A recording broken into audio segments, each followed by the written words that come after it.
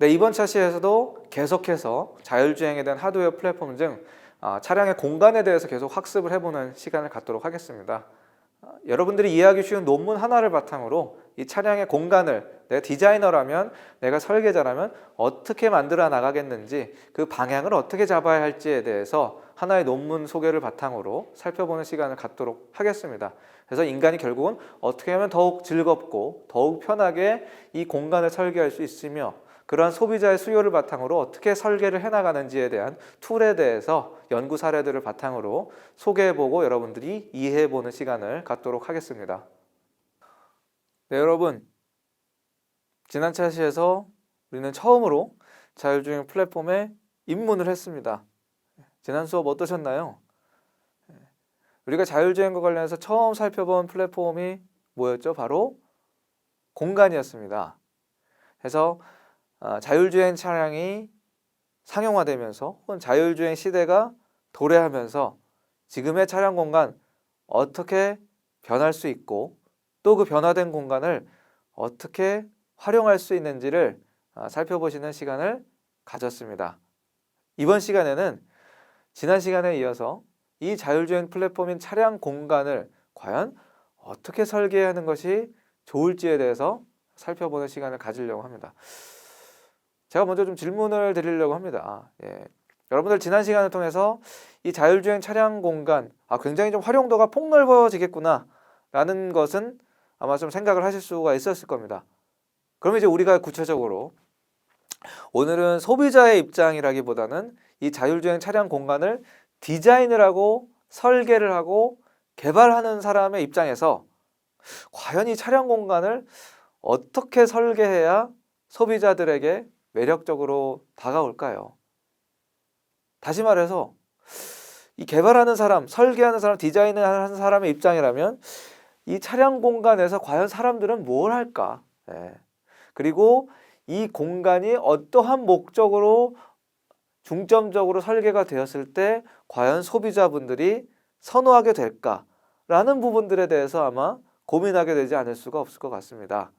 이 이야기는 뭐냐면, 미래의 자율주행 차량에서는 내부의 공간 디자인도, 내부의 공간의 활용도가 어떠한 방향으로 초점이 맞춰져 있느냐에 따라서 역시도 소비자가 이 차를 구매하고 싶은지 아닌지를 결정할 수 있는 중요한 요소가 될 것 같다라는 겁니다. 공간이 구매를 함에 있어서 하나의 중요한 고려 요소가 된다라는 거죠. 그래서 제가 하나의 연구 결과를 좀 간단하게 소개를 드려봤습니다. 그래서 굉장히 좀 기초적인 수업이기 때문에 여러 가지 공간에 대해서 연구가 되고 있는 국내외 재미있는 논문들이 많지만 여러분들이 이해하기 쉬운 논문만 제가 추려서 하나 좀 공간에 대한 연구 동향, 설계 동향을 좀 소개를 좀 해드리려고 합니다. 그래서 하나의 논문에 대한 사례로 좀 소개를 드린다라는 것을 미리 좀 설명을 드리고요. 자, 그래서 첫 번째 궁금한 것은 그겁니다. 자, 개발자 설계자의 입장에서 과연 공간을 어떻게 설계하느냐, 그러한 어려운 문제에 대한 답을 찾기 위해서 우리가 가장 처음 해야 될 일은 뭘까요? 바로 이 자율주행 내부 공간에서 발생 가능한 그런 행위들을 한번 쭉 생각을 해보는 거겠죠. 아까 공간들 어떠한 공간들인지 예시는 지난 차시에서 살펴보셨을 겁니다. 그렇다면 구체적으로 이걸 좀 한번 총망라해보는 시간을 가져보려고 하는 겁니다. 자율주행이 된다면, 그래서 공간에 대한 자유도와 활용도가 커진다면 구체적으로 이러한 공간에서 내가 소비자라면, 내가 이 차에 탑승한 사람이라면 과연 어떠한 행위를 할 것인지를 한번 정리를 해보자라는 거죠. 그랬더니 이렇게 정리가 된다고 하네요. 첫 번째, 업무 및 학습의 관점입니다. 공간에서 말 그대로 업무를 하고 학습을 하는 사람들이죠. 일을 하는 거죠. 그러다 보니까 이 공간 내부에서 업무를 하는 사람은 개인이 필요한 업무를 하겠구나. 결제를 하거나, 아니면 아까 지난 차시에서 말씀드린 대로 시험에 대한 벼락치기를 하거나, 이런 여러 가지 필요한 사무 혹은 학습 업무들을 하게 될 겁니다. 사무나 학습이 아니더라도 또 독서를 통해서 또 책을 읽으면서 또 마음의 양식을 찾는 그런 분들도 계실 수가 있겠죠. 그래서 업무 및 학습 특성으로 하나가 분류가 될 수가 있을 것 같고요. 자, 두 번째 특징은 뭐 개인, 뭐 가정이라고 했나요? 말 그대로 개인적인 혹은 뭐 가정적인 업무를 돌보는 겁니다. 자, 개인적으로 뭐가 있을까요? 제가 미처 늦잠을 자는 바람에 회사 출근길 혹은 학교 수업에 늦었군요. 그럼 어떻게 될까요? 차 안에서 본인이 필요한 외모 관리를 해야 될 수가 있겠죠. 사무실에 가서 여러 직장 동료분들을 만나야 되고 또 학교에서 학교의 친구분들이나 교수님들을 만나야 되기 때문에 나름대로 급하게 나왔지만 또 차 안에서 외모 관리를 하게 될 수 있을 겁니다. 뭐 화장을 하실 수도 있고요. 뭐 옷을 갈아입을 수도 있고요. 여러 가지 뭐 머리를 이렇게 다듬을 수도 있고요. 여러 가지 외모에 대한 관리를 할 수가 있을 겁니다. 자, 아이가 있는 가족분들이 자율주행 차량을 타게 되면 어떨까요? 아이가 차 안에서 힘들어하지는 않는지, 또 아이가 안전벨트는 잘 했는지, 또 아이가 차 안에서 멀미를 하지는 않는지, 이런 다양한 형태의 그리고 또 어머님이나 아버님이 탑승을 하셨으면 또 어머님과 아버님이 불편하시지 않은지, 이런 여러 가지 가족들을 돌볼 수가 있을 겁니다. 기본적으로 우리가 할 수 있는 행동들이 그렇죠. 또 기타 애완동물을 같이 태웠으면 또 애완동물을 돌봐야 할 거고요. 식사도 할 수 있죠. 급하게 나오느라 미처 식사를 못했다라고 한다면 이제는 차 안에서 식사도 할 수가 있습니다. 지난 차시 이미지에서 차량 가운데 테이블이 있는 거 보셨죠? 뭐 정리정돈을 할 수도 있고요. 심지어 운전을 하는 가운데 청소기를 사용하거나 쓰레기를 버리는 행위들도 할 수가 있을 겁니다. 이런 행동들은 다 여러분들 충분히 이해할 수 있는 행동들이라고 생각이 되는데 좀 눈에 띄는 거는 의료 서비스를 받을 수가 있군요. 차량 내부의 공간이 넓다 보니까 이제는 차량 내부에서 다양한 비즈니스도 할 수 있다는 거예요. 하나의 차량이 하나의 조그만 병원이 되는 겁니다. 그 안에는 뭐 의사 선생님이 계실 수도 있고요. 그러면 여러분들은 그 차량에 탑승하셔서 여러분들이 원하는 의료 서비스도 받을 수가 있겠죠. 병원이 너무 멀리 떨어져 있거나 아니면 여러분이 시간적으로 멀리 떨어져 있는 병원을 가기 어려운 상황이라면 병원이 시설이 구비된 자율주행 차량을 여러분들 앞으로 호출을 하는 거죠. 호출을 해서 차에 탑승해서 의사 선생님에게 서비스를 받기도 하는 이러한 상황들도 상상을 해볼 수가 있지 않을까 생각이 됩니다. 굉장히 개인적인 관리, 가정적인 관리, 다양한 활동들이 나타나고 있는 걸 알 수가 있죠. 또 휴식도 있군요. 지난 차시 이미지에서 하나의 숙소로 바뀌는 모습 보실 수가 있겠죠. 수면, 휴식, 명상, 다양한 휴식을 취할 수가 있습니다. 그 외에 또 취미 생활과 또 사교 생활도 할 수가 있군요. 대면 교제, 재밌군요. 의자가 이렇게 서로 마주 볼 수 있으니까 이제는 대면 교제도 가능하군요. 또 차량 내부에서 이제는 다양하게 내가 연락을 하고 싶은 사람에게 연락을 해서 화상이나 음성 통화들도 할 수가 있군요. 그리고 지난 차시에도 말씀드렸지만 인포테인먼트의 관점에서 음악도 즐기고 TV, 영화도 즐기고 인터넷도 사용해서 쇼핑도 하고 정보도 취득하고 음주는 조금 바람직하진 않아 보이지만 정말로 기계가 모든 걸 통제할 수 있는 상황이 되면 음주도 할 수가 있겠군요. 하지만 관련 법률이 어떻게 될지는 또 다른 이야기인 것 같습니다. 이러한 다양한 취미나 사교 활동을 할 수가 있겠군요. 이러한 식으로 과연 이 공간이 생긴다면 소비자들은 그 안에서 뭘 할까를 쭉 한번 구분을 해본다라고 이해를 하시면 될 것 같습니다.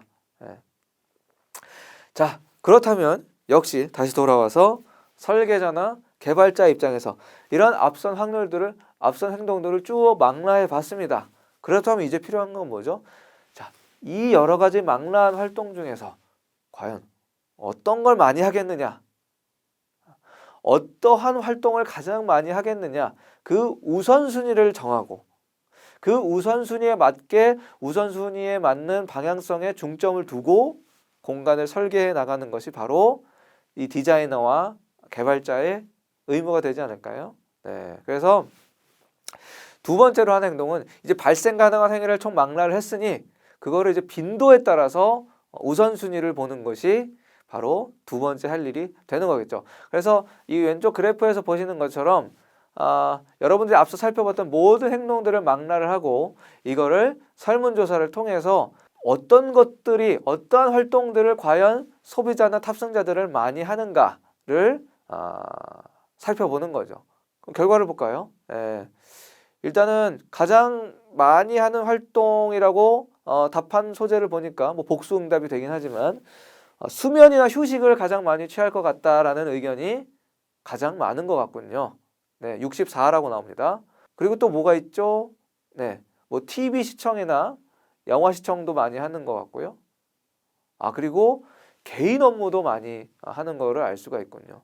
근데 이제 그 외에도 뭐 가족 돌보기도 많이 하고요. 뭐 정리정돈도 많이 하고 뭐 여러 가지 활동을 다양하게 하고 있지만 이것을 좀 군집화해서 우선순위를 취해보니 소비자가 응답한 가운데 자율주행 차량 내부 공간에서 휴식을 취하고 싶은 사람이 가장 많구나 라는 거를 알 수가 있죠.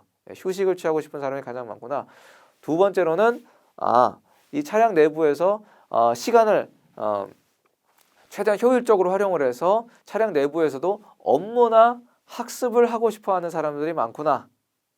그리고 이어서 뭐 개인 관리, 취미나 사교 순으로 이 공간을 활용하고 싶어 하는구나 라는 거를 파악하실 수가 있을 겁니다. 여러분들은 어느 쪽에 해당이 되시나요? 여러분들은 자율주행을 탑승을 하게 되면 어떠한 행동들을 가장 많이 하고 싶으신가요? 한번 여러분들도 고민해 보시고요.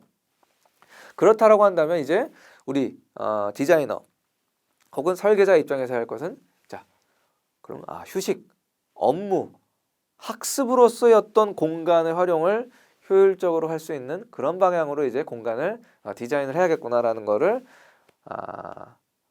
알 수가 있겠죠. 네. 그래서 이러한 우선순위에 맞춰서 방금 보셨죠? 휴식과 업무의 학습, 개인 관리, 취미 및 사교 순이었는데 이것들을 어떻게 살리는 방향으로 이제 공간을 디자인을 해야 할지를 여러분들이 아니죠. 우리 디자이너나 개발자분들은 고민을 해봐야 될 겁니다. 그래서 이제 살펴봐야 할 것은 자율주행 실내 공간을 과연 어떻게 설계할 것이냐라는 부분이죠. 가장 중요한 게 뭐였죠? 바로 휴식이었습니다. 그렇죠. 휴식. 자, 휴식이 되려면 실내 공간을 어떻게 해야 되냐? 자, 휴식은 내 몸이 편안해야 돼요. 자, 내 몸이 편안해야 되는데 좌석이 이렇게 똑바로 세워져 있으면 되겠습니까?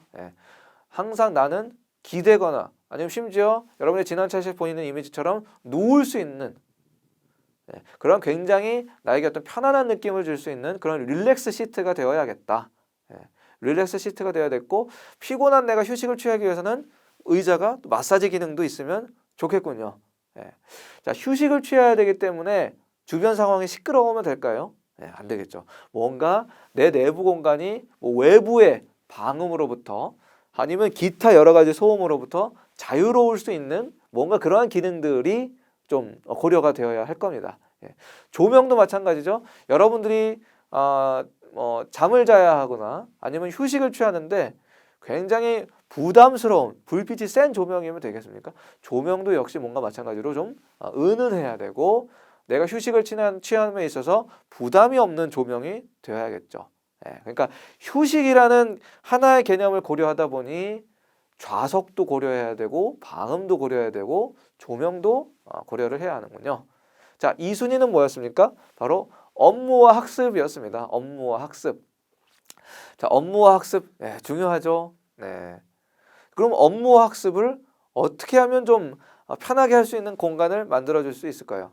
시트가 뭔가 업무의 효율성을 높일 수 있는 그러한 시트여야 하겠다. 그리고 중요한 거는 인간공학적 테이블이어야 한다는 거죠. 여러분들 업무를 한다는 거는 여러분들 뭐 노트북을 보실 수도 있고 뭐 패드를 보실 수도 있고 뭐 스마트폰을 보실 수도 있는데 그러한 물건들을 비치하는 테이블이 너무 위치가 낮으면 어떻게 되겠습니까? 제가 고개를 숙여야 하는 불편함이 있죠. 그러니까 최대한 테이블도 뭔가 내가 업무와 학습을 하기 위해서 굉장히 좀 편안한 요건을 갖춘 그런 테이블이 되어야겠죠. 그리고 내가 업무와 학습을 위해서는 당연히 자료들이 있을 겁니다. 내가 이러한 자료들을 비치해야 할 공간들이 있어야 할 겁니다. 그러다 보니까 차량 내부에 수납 공간들도 있으면 굉장히 좋겠고, 또 업무와 학습을 위해서는 주변이 시끄러울 수 없기 때문에 마찬가지로 방음 기능이 있는 그런 공간이었으면 좋겠군요. 예.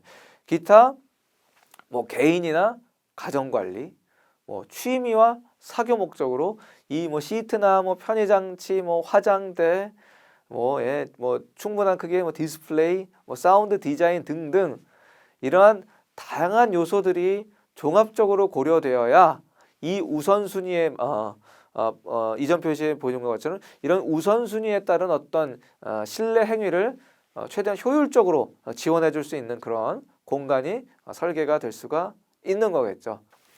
그래서 중요한 건 뭐냐? 항상 개발자와 설계자의 입장이라면 가장 중요한 것은 모든 것이 마케팅입니다. 모든 것이 마찬가지입니다. 모든 물건을 판매하고 마케팅을 할 때 필요한 거는 뭐냐? 과연 소비자가 원하는 게 뭐냐? 그래서 소비자의 니즈와 수요에 맞는 무언가를 서비스로 제공을 해주어야 그 물건이나 뭐 상품 서비스가 팔릴 수가 있는 거겠죠. 그래서 이 실내 공간을 설계할 때도 단순히 어떠한 데이터가 없이 그냥 자유롭게 설계를 하는 것이 아니라 소비자의 수요를 반영해서 조금 더 구체적으로 설계를 하는 것이 중요하지 않을까 하는 것이 이제 제 생각입니다. 그래서 소비자의 수요를 반영하는 방법에는 여러 가지가 있습니다. 제가 지금까지 소개해드린 이 논문에서는 다른 방법으로 설문조사를 했습니다만 소비자의 수요를 반영하는 방법에는 여러 가지 방법이 있고, 근데 여러분들이 앞으로 그러한 소비자의 수요를 반영할 수 있는 다양한 방법들을 배우실 때 가장 좀 기본적으로 사례로 소개가 되는 그런 수요 조사 방법을 하나, 수요 조사 모델이라고 해야 될까요? 하나 좀 소개를 해드리려고 합니다. 예. 바로 일본의 카노 교수가 제안한 바로 카노 모델이라는 모델이 있습니다. 모델을 좀 소개를 해드릴까요?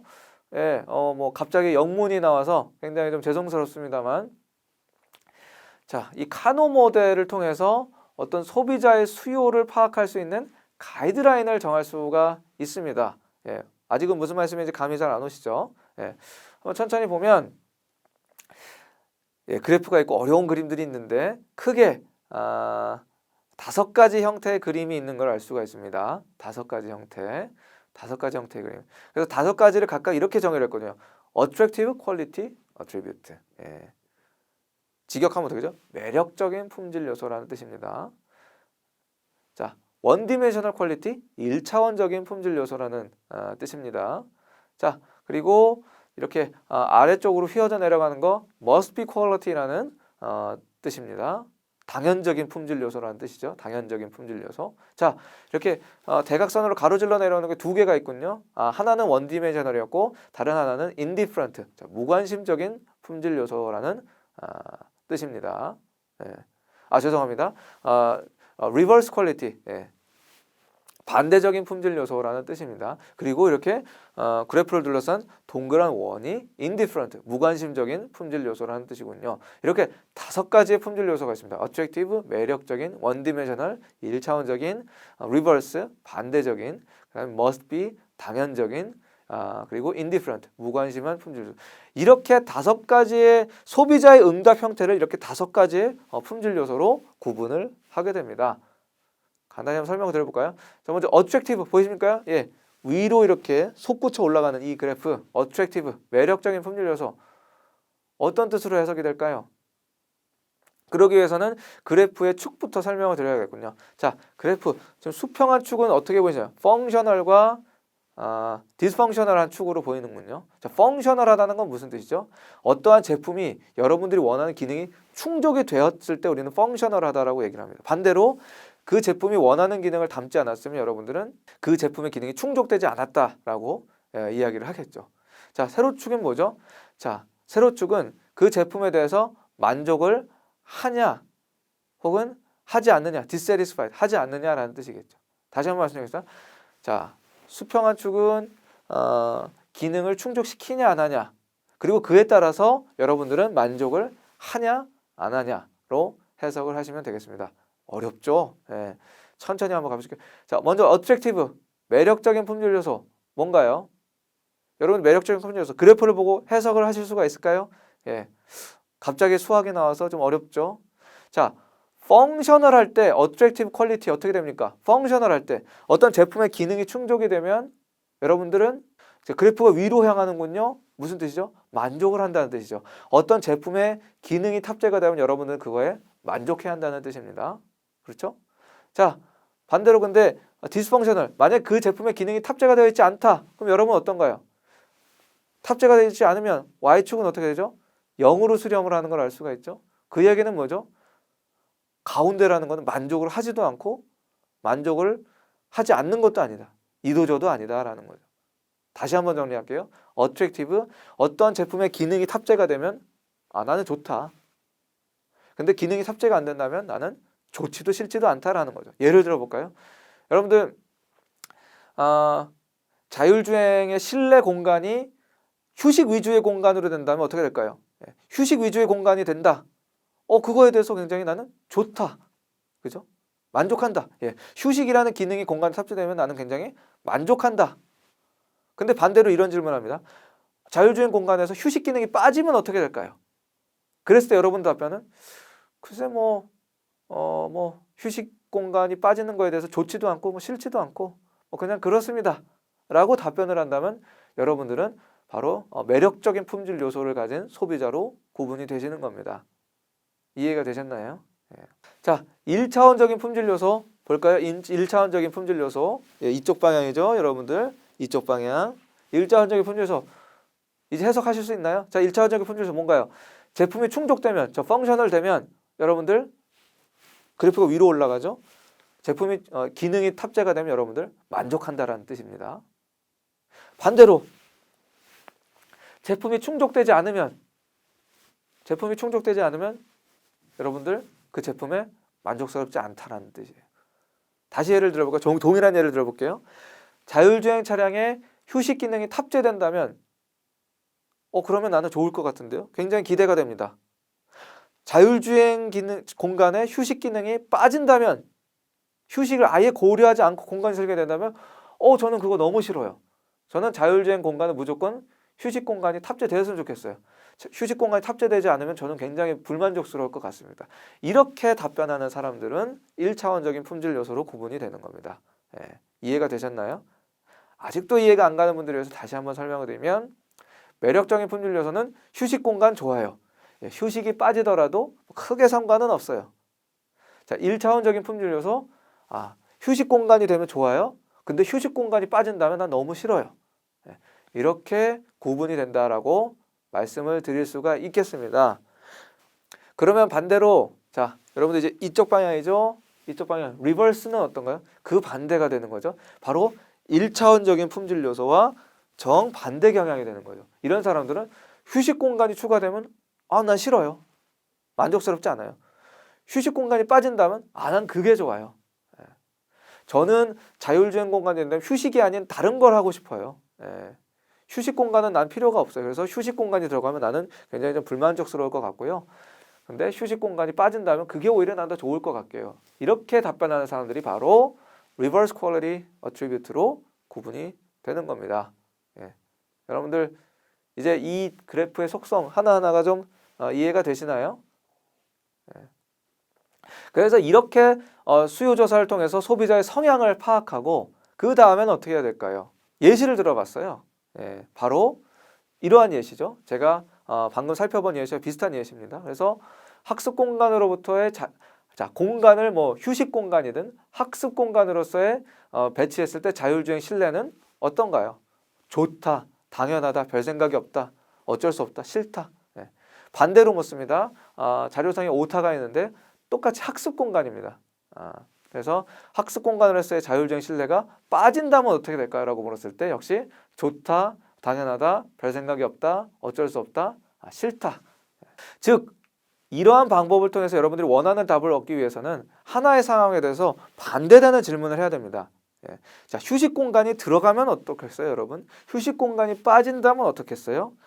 동일한 테마에 대해서 상반된 질문을 해서 그에 따른 만족스럽냐 만족스럽지 않냐를 따라서 여러분들의 답변을 얻고 그거에 따라서 이제 분석을 하는 겁니다. 그래프에 따라서 소비자의 답변을 5가지 유형으로 분류해서 무관심적인 품질 요소나 반대적인 품질 요소는 고려 대상에 제외하고 반대로 매력적이고 1차원적이고 must be 당연적인 요소를 답변하는 소비자가 답변하는 요소를 중심으로 반영을 해야 실내 공간 디자인을 잘 설계를 할 수가 있겠더라. 누구의 요구에 맞춰서? 소비자의 요구에 맞춰서. 그래서 항상 이 공간을 디자인을 하고 설계하는 사람들이라면 이런 소비자의 수요에 기반해서 말씀드린 대로 이거는 모든 마케팅의 기본입니다. 그래서 소비자의 수요에 기반한 제품을 연구 개발을 하고 생산을 하고 마케팅을 해야 여러분들의 물건이나 서비스를 어필을 할 수가